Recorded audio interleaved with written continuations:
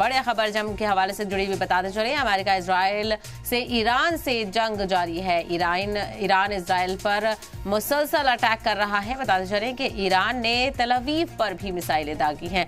तो मिसाइलें दागने का दौर लगातार जारी है। इजराइल ने किया मिसाइलों को इंटरसेप्ट करने का दावा। तो इजराइल की तरफ से भी अपने दावे और वादे किए जा रहे हैं, तो दूसरी तरफ ईरान की तरफ से जंग लगातार जारी है और ईरान की तरफ से लगातार इजराइल में मिसाइलें दागी जा रही हैं। तो जंग का आज 8वां रोज है। आज इस जंग को शुरू हुए 8 दिन हो चुके हैं और जो हमले हैं वो लगातार जारी हैं और शिद्दत ही उसमें देखने को मिल रही है। तो अमेरिका इजराइल की ईरान से जंग जारी। ईरान इजराइल पर कर रहा है मुसलसल अटैक। ईरान ने तल अवीव पर मिसाइलें दागी हैं। इजराइल ने मिसाइलों को इंटरसेप्ट करने का दावा किया है। तो इजराइल की तरफ से भी लगातार दावे किए जा रहे हैं। तो वहीं ईरान भी खासा अटैकिंग मोड में लगातार बना हुआ है और किसी भी तरह से जो ये जंग है वो अभी फिलहाल रुकने का इम्कान जाहिर नहीं कर रही है।